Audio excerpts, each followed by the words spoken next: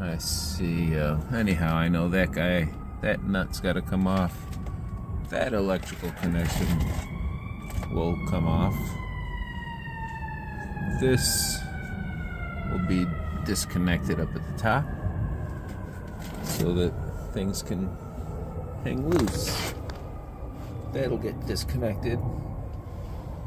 And, oh, I can look in there and see the, oh, there's that little clip, that little vertical stripe that's got to be pushed to the side and slid off. And I'll see if I can disconnect the airline, or do I just snip it off. And down here I've got some questions on how the new spring is gonna sit, but we'll cross that bridge when I come to it. Big part being it's lodgia and not cone shaped like the base piece and everything else I see, just about everything else. Oh, I was able to get that smushed, able to get that on there to make that glow and come off, but not the way you expect. Day 2 working on this. So you've probably seen this one.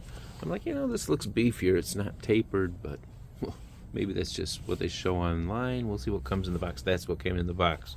That's what came in the box. That certainly doesn't, whatever. This fits. Bada bing, who knows. Biggest modification I made yesterday on when doing the first wheel successfully without going to the store again was I shortened with my bandsaw here my spring compressors by about 1.5 inches on one and 3 inches on the other.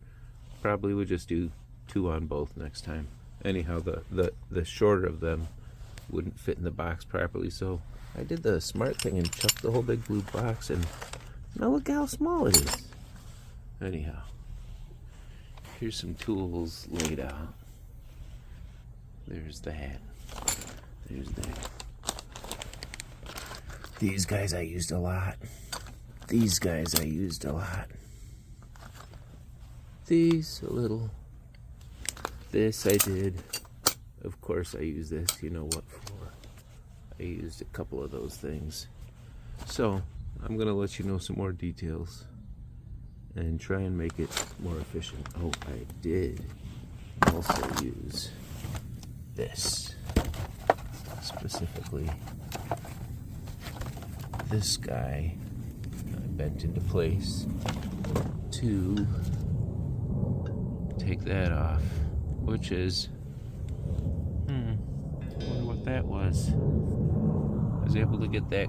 I didn't go glowing red hot, but I gave it the college try once, twice, and then 3 times a little redder. The lady. It was about 45 seconds of heat. Oh.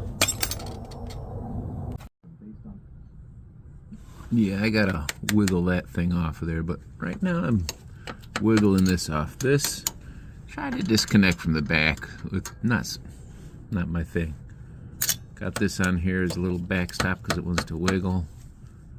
Got my 12. That's the time when one of these is actually good. Just gotta slowly do this for a while. The other one was, other side was just butchered. But I was able to get it on there and off of there using the much tinier, not grabbing it on there each time, but giving it a little squeeze and turn, squeeze and turn. Right now, the nut is in good enough shape to use this, and I will. So, yeah, I did have to modify this guy to get the top clip on this side, and before using the big long one and boop, knocking it out of there. That's the one spot you need a little flashlight for. Other than that, down here I just got the nut off of there, and it's in good shape.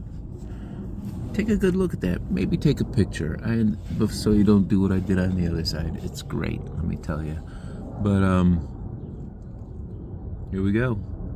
Other than that, all's well.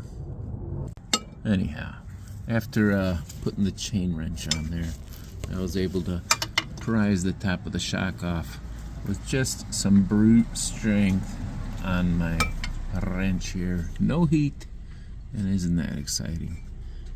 By the crust of it, well, there was still a lot of meat there, but is that cavitation? OEM.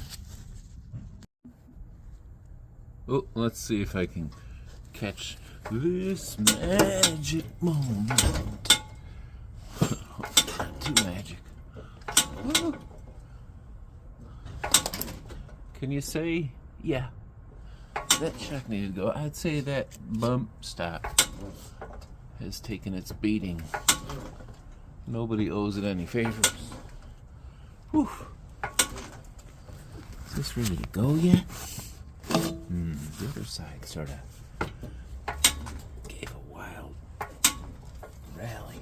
Alright, didn't really, but what do they say about this? Moving around. Yeah, no, I can't just let it go dangling loosey-goosey. I'm gonna have to do something to that. I'll report back.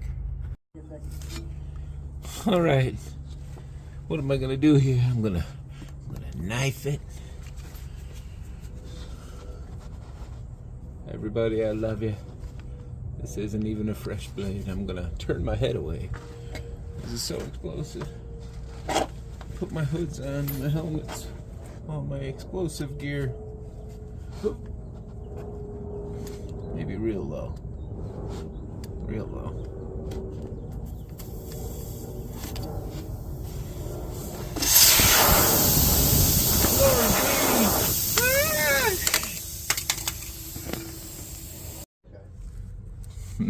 I don't know if it's the godlight coming through or whatever, but Nipex, thank you once again. It's the only way to do what I'm doing here. Right now, here. So I'm a little loopy here. Oh, I'm knocking that into place. But what the Nipex was used for was to help set my hockey puck mount bolt. Anyhow, there's a nylock under here, and there's a washer under there, and boy, they're just squeezed into place the way it's recommended. It's tighter on the other side, but I'm able to hold on to the nylock with this away, and then basically jam it up in there while I held on to the washer to hold it into this zone right here. And then once the nylock's up in there, it sort of takes over and jams, and then you can get this guy start threaded and then bring it up into center. And I think that's going to help me get in there with a little less spring compression. That's the hopey jope. You get all that? Maybe it's the cold weather causing all these effects, but it's a little below freezing. Maybe it's oil on my lens. It looks great. But this is where it wants to sit. I was able to get this in here with the top hat on without a compressor. Praise the Lord. I did try this with this in there, and it was like 3 compressions away. Anyhow, I'm praising everything here. But look, I can throw that in there. And I can get that in there. To hell with it. You know what I'm going to do.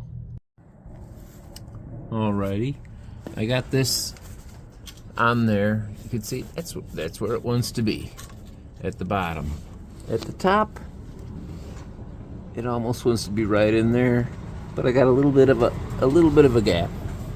I'm going to ease down on the jack just a little bit so I can get everything set right where I wanted before I let it press down a little bit more and put in the chock absorber and reconnect a linkage. Look at that. Look at that. You don't have to look at that. I'm gonna look all up in there. Does that look all right? That looks alright. What's all that greasiness? Needs more. Gigantic difference yesterday, today. I've had this jack stand on the lowest position. I've had this jack raising and lowering right there. And I haven't had to move it. Yesterday I moved it around a bunch. I've raised it and lowered it to bring it up and down to get this guy back where it needs to go. Although I'm going to pull this guy back out and do it like I did yesterday. And run the nut up and down that gnarly bolt a few times with a little WD, PB, something else. Maybe I'll make something homemade. Anyway, I'm gonna get that up just nice. Blabber, blabber, blabber. Hey, look, I'm getting YouTube time. Some bitch, I ain't trying to do nothing except show you the other side, the real side, the rusty, crusty. Look at this. Some guy just ripped that off of there. Unreal. It's all coming together. All right, I sprayed some WD-40 up in that connector, let it drip up in there, and stuffed it. I'll probably wrap some tape on there, I swear, rubber tape. But that's just gonna hold moisture, and I say. Anyhow, right now I'm gonna put it right there. And I can reach it even with the wheel on. I gotta come back and do the brakes. Don't worry. Fuck you. Anyhow, I lowered the thing a couple of inches after running the nut up and down on here real nice like, and so that this is right here. It's loose, but it's on there. Nothing's jazzed up. Now I get the long process. This is where you hear the mechanics say, you know, it took me about 20 minutes just to take one nut off and put one nut on. It's like, well, yeah, 5 nuts, you know. That'll be $975. Anyway, you can do this, you can do this. I pre-compressed all this rubber whatnot by before putting the shock up in there, and I'm gonna do it again. I'm gonna actually grab hold of this little flat jobby right here with a nice pair of crescents, and I'm gonna compress this nut down, ratchet, zzz, zzz, zzz, zzz, so that these guys get a little compressed. When I put it up in there, everything's gonna be all bobunkly. Yeah, I just twisted down on that with the 19mm. It bottomed out, but you can see this compressed a lot. I got some thread showing when I stick that through there and I grab it, put a washery thing up or whatever. It's gonna be nicer. It's gonna be easier. All right, well, that's where it's sitting now, and it's at the high ride height, which I like. And for everyone that's buying their shocks and springs based on what color they are, that's how much you can see from the outside, the top of the shock. So at least if you want to buy something, buy that part, green or blue or yellow, and it'll work better. All right, woohoo! Looks nice. Oh, it does ride really well too.